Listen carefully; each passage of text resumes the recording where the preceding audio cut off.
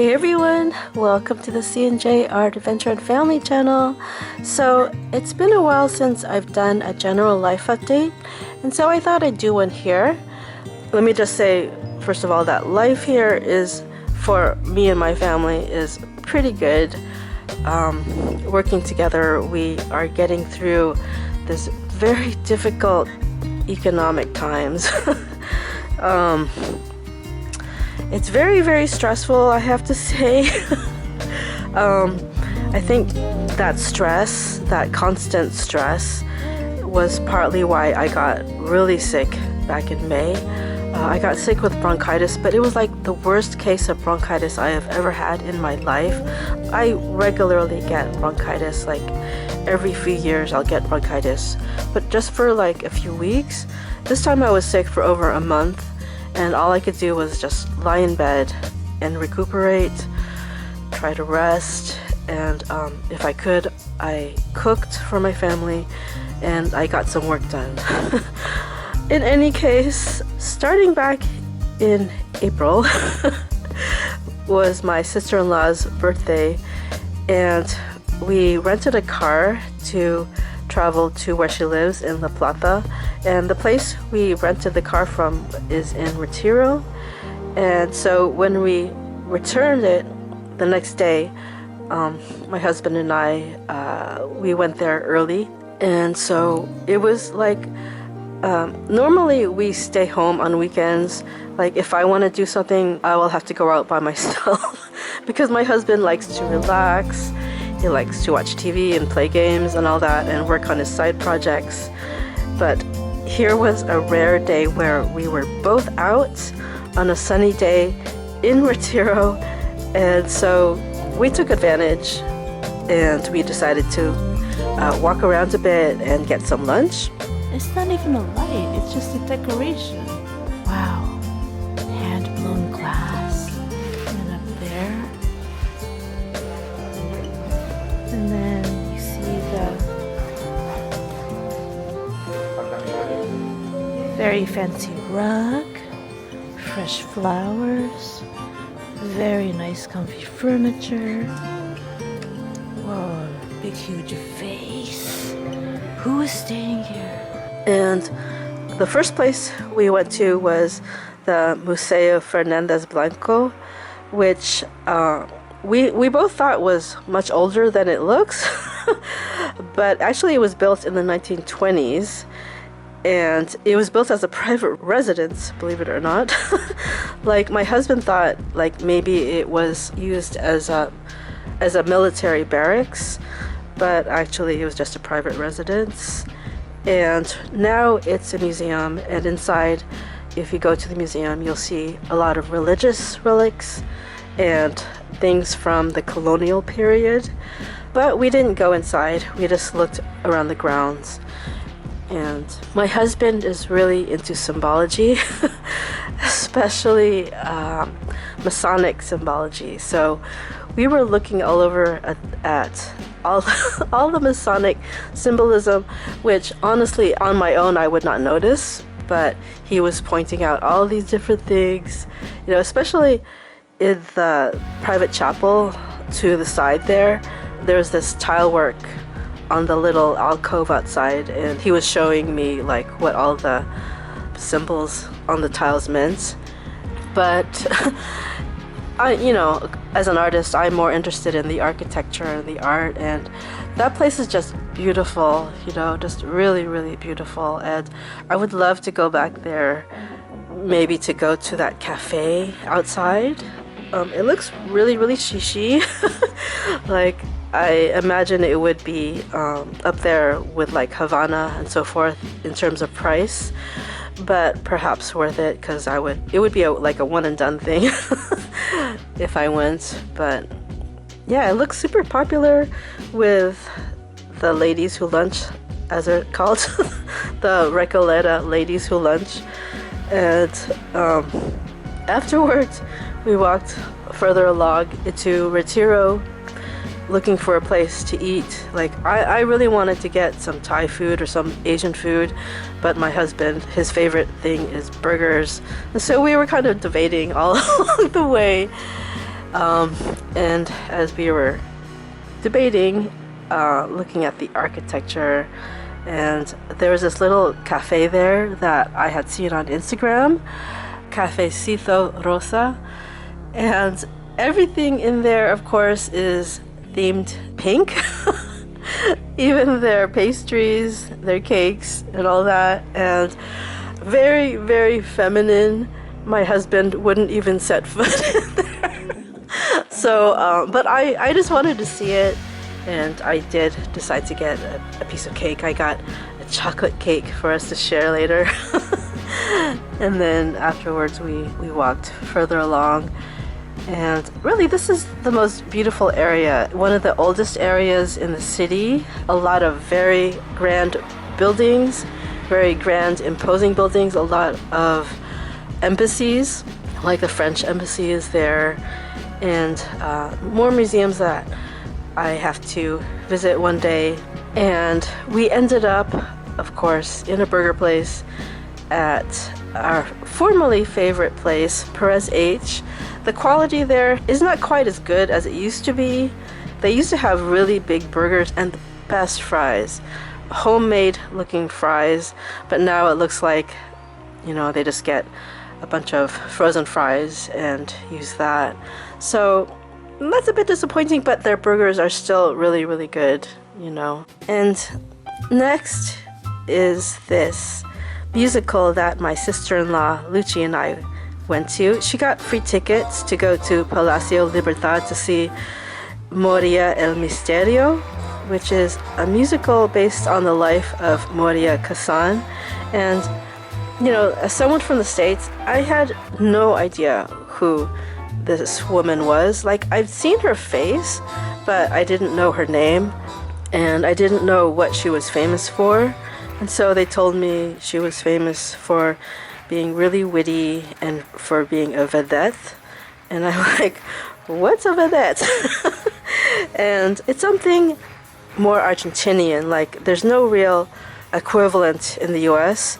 It's basically a performer who can sing, dance, act, and also has to interact with the audience, and is known for being really witty, you know.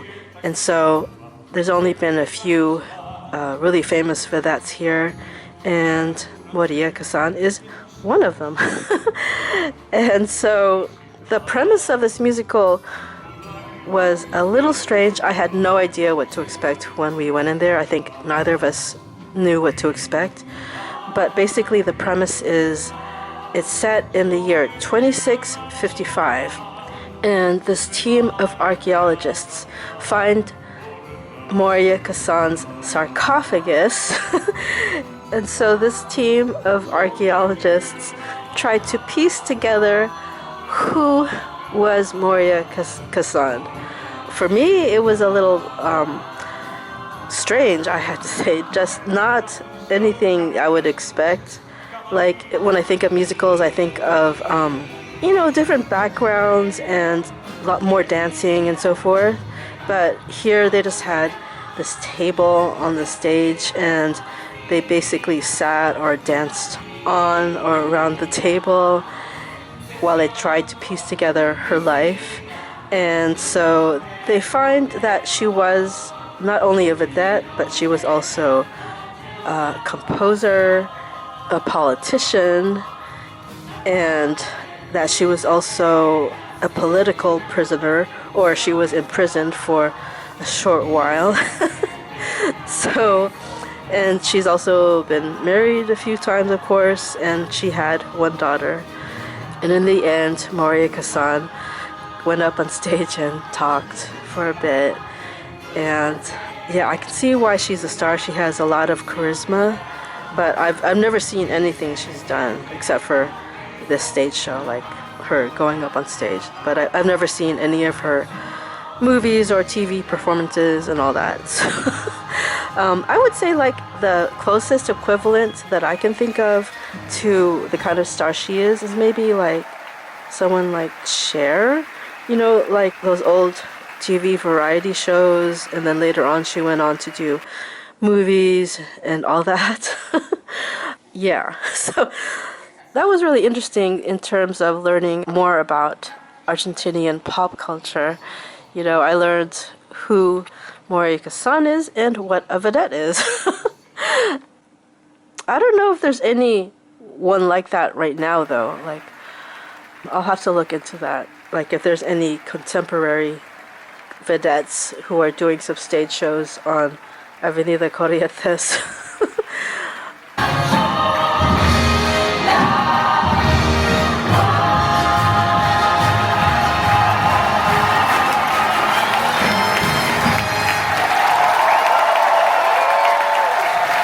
Me quitaron hasta el no del apellido, fíjense qué loco, ¿no? Mi apellido es Casanova y cuando voy a ver el programa dice Casán. Me quitaron el no, porque mi vida es todo en sí. En sí, en sí, en sí. Muy emocionada. Les agradezco muchísimo. And next was the movie Michael, and I had been looking forward to this movie ever since I found out it was coming out. And so my sister-in-law Lucci and I and Andy and her entire family all went to see it the first week it was out, and we went to the IMAX theater, the only place to see this movie. And Andy and her family were all dressed up in various Michael Jackson gear, and it was super cool. They were taking photos and doing poses with all the posters outside the theater, and man, we really loved this movie. We actually saw it twice. We went to the IMAX theater twice to see this. Like, I had to see it before it left the theater.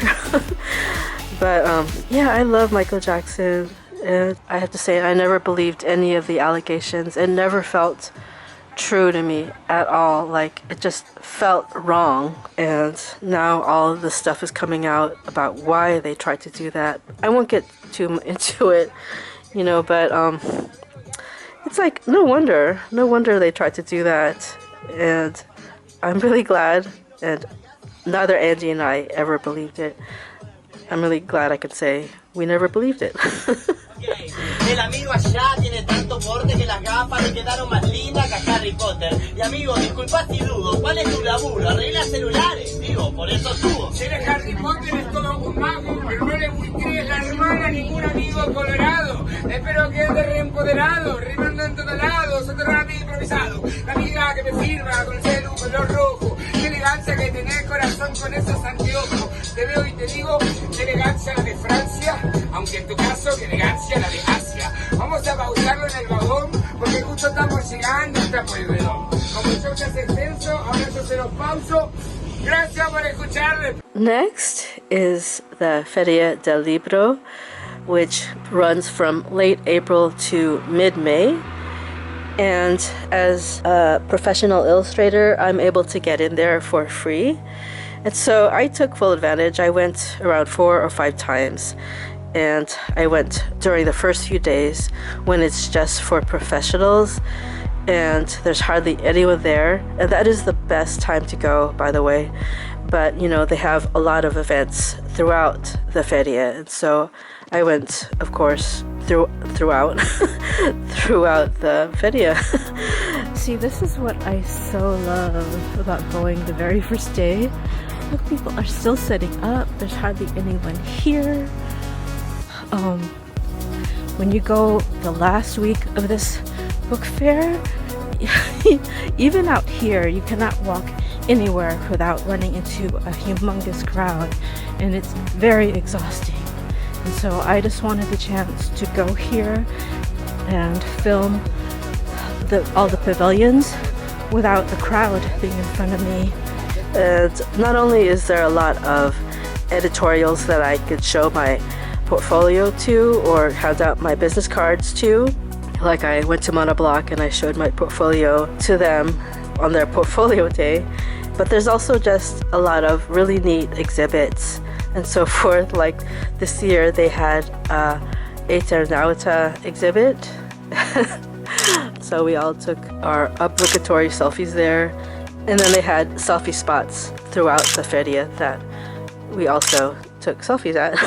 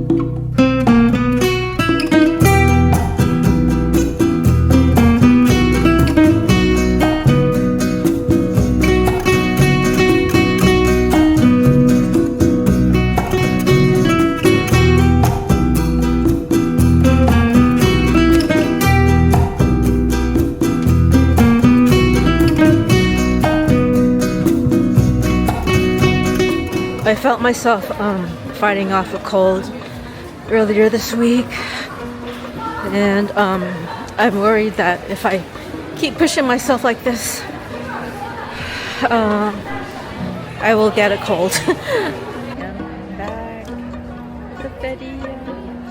Anyway, my idea for coming here was simply to relax and enjoy the day. The one book I really wanted, this Mandarin workbook, they were all out of. And so I was so disappointed. I was ready to cry. And then on one day I went to see one of my favorite illustrators, Antonio Lorente, to get my book, The Little Prince, signed by him.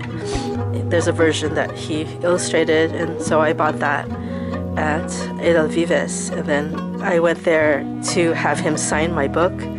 And that, I have to say, was a really brutal and disappointing day in the end, because it was extremely disorganized. Like, I kept asking everyone there at Edel Vives and just everyone like at the information booth and all that, like, where do I go to wait in line to see Antonio Lorente? And everyone kept pointing me to a different person, and I wasted hours like doing that. And finally I found someone at Edel Vives, and he personally walked me over to where I could wait. But it turned out that he was almost right, because he should have led me outside. Like, for some reason the line to see Antonio Lorente was outside the feria, outside the building, and had I gone there I would have been one of the first to get a ticket, and I would for sure would have gotten a really good painting in my book. But because I wasn't one of the first 20, all I got was it was like this crappy little rose sketch and a quick little selfie with Antonio Lorente. And I was just, I have to say, so disappointed. And but it is what it is, as I say. But the thing is, while I was waiting in line to see Antonio Lorente, there was this camera on him, and you can see what he was doing on this big screen. And I saw that even earlier, like my number was 27. And so even before that, he would give some people just a sketch of a rose, and then other people a full illustration in their book, like this full page illustration that would take like 10-15 minutes, you know. And that's why it took, like, even after he started signing, it took another 2 hours, I think, just to get up there. And I was number 27, so I don't know how he saw everybody. Like, I know, I understand why he could only give full illustrations to the first 20, but it was uneven. Like, you didn't know if you were, even among the first few people, you were not sure if you would get a full illustration or just this crappy little flower sketch. So I still love his work, but I'm just trying to say that that event was very poorly run, and I wasn't sure if I was happy or not if I had gone. I guess in time I'll forget how annoying it was, and I'll be like, oh, I have this sketch by Antonio Lorente in my book. That's nice. But yeah. Muy buena. ¿Qué tal? ¿Qué tal?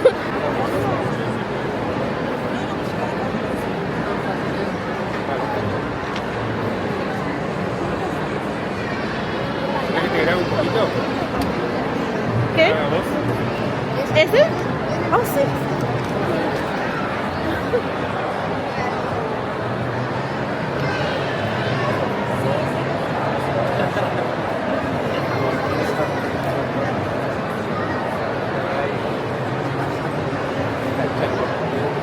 ¿A ti?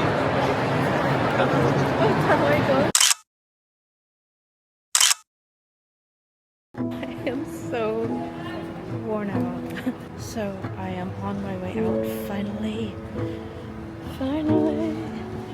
And I'm really glad glad to be leaving. I think I am totally done. Totally done.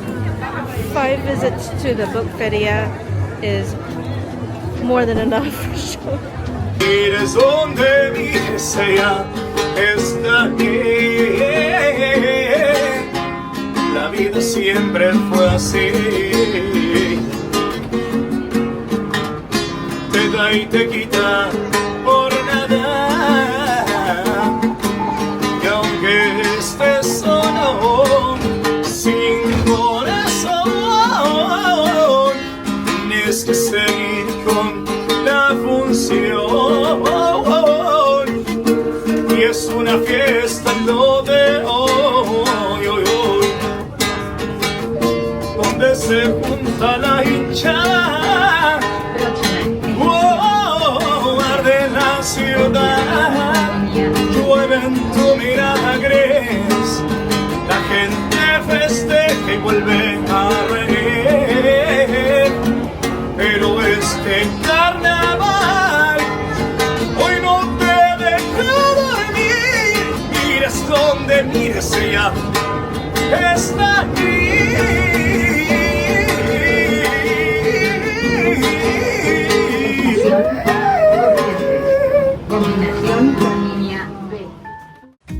After that, and after recovering from bronchitis in June, was the Mundial, of course. And so it was like football or soccer all day, every day for a whole month. That's pretty accurate. Extraordinary.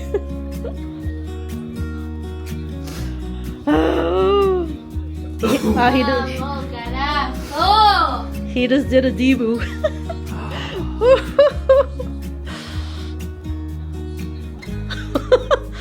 Ay. I have to say, don't know all the rules of soccer or football, but I am at least way more familiar with who all the players are, and I'm also more familiar with their stories and all that, and so it's way more fun to watch the more you understand. And I have to say, I was very surprised and taken aback when I started to realize that there was this hate campaign against Argentina going on. I think I first realized it when one of my friends just randomly messaged me saying that everyone was rooting for Spain to win. And I was like, really? Like, why? Like, people in the US, she meant, were rooting for Spain. And I was like, what's it to them who wins, Spain or Argentina? And then I started to see like the posts my friends were posting, and so that was just, I have to say, really shocking, because as someone who lives here, you know, and who obviously is not white, I can say Argentina is one of the least racist countries, one of the least racist places I have ever been to. Yeah, I saw Samuel Jackson's post, and it made no sense to me. It's like, what are you talking about? Like, this is my opinion. I think he saw this post, he heard these things, and he just passed it along without knowing what he was talking about. And I even looked it up online. Has Samuel Jackson ever been to Argentina? And apparently, no. So he has no idea what he's talking about. And that just made me really angry. It made me so angry, because it's like, what are these people doing? Anyway, it was just one of those things, one of those stupid internet propaganda things. And it's a good lesson in how easy it is to spread hate online and to get these strangers who probably never watched a football game in their life to hate an entire team for no reason whatsoever. Terminalo, por Dios. Sí, terminalo. Por favor, terminalo. No más. Yo no quiero sufrir más de miedo. Estoy muriéndome de miedo. Es verdad.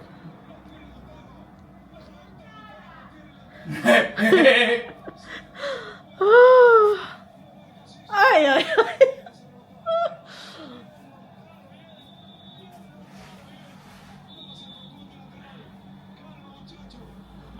Oh.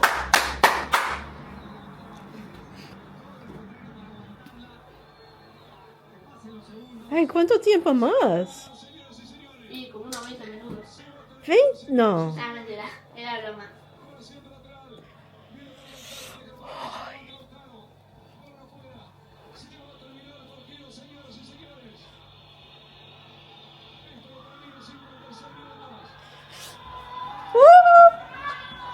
¡Listo!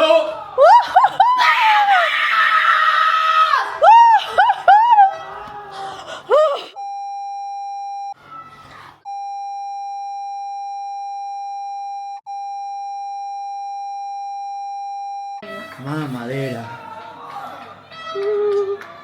3-2. Finalmente. 3-2. Tremendo. Argentina. ¡Qué partido! Fue un partido que en las páginas doradas de la historia del fútbol. Sí, creo que sí.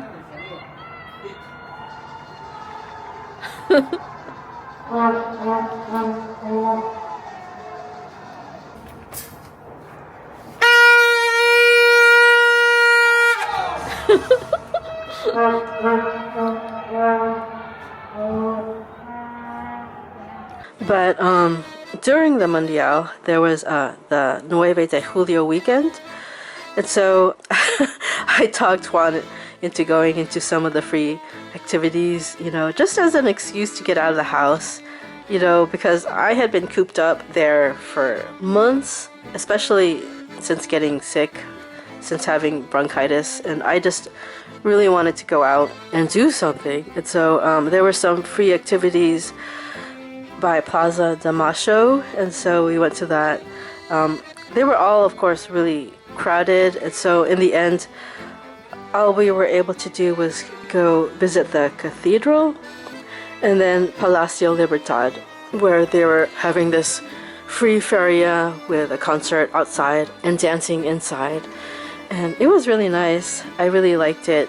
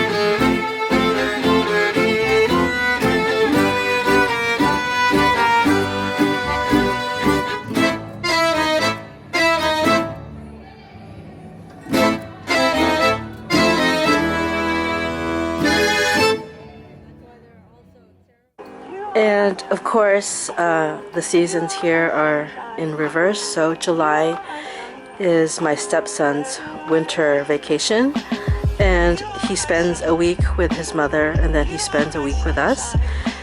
And we generally just stayed at home that week, and my husband or I would take him to the park so he could play with other children.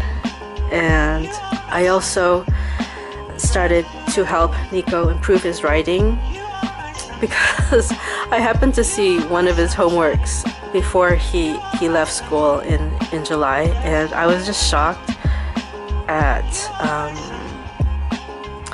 how bad his writing was. You know, like he used all capital letters, and he also didn't know how to space his words, and so his writing was very hard to read.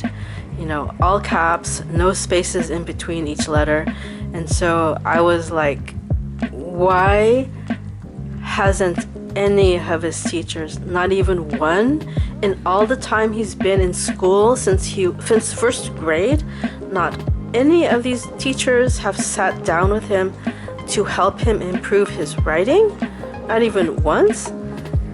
And apparently not. And so I was like, okay, I am not allowing this. I am going to give him a bit of homework every day, at least one page.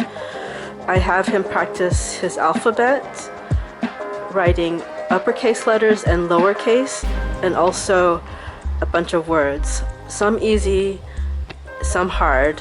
And so he has to practice upper and lowercase, and then spacing words, and also spelling. Like sometimes I'll give him a word and then he'll have to write it down. Instead of giving him a list that he has to trace, I'll tell him what word and he'll have to be able to spell it as well.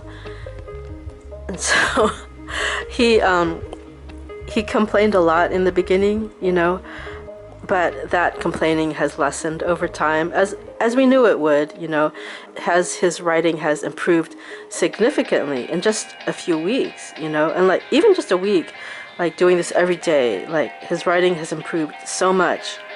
And yeah, so I'm really, really proud of him for that.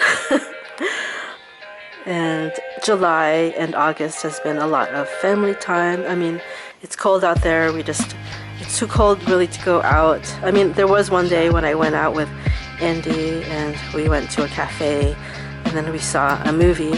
We saw Toy Story, and that was a lot of fun. And then also my husband, Stepson, and I saw Toy Story again during Nico's winter break. And yeah, we all really love that movie. Yeah, so thank you so much if you have watched this video until the very end. I really, really appreciate it. And if you would like, please give this video a like and subscribe to my channel. I also have channel memberships now, as well as links to my merch shop and where you can find my original art. And again, thank you so much and hope to see you next time. Ciao!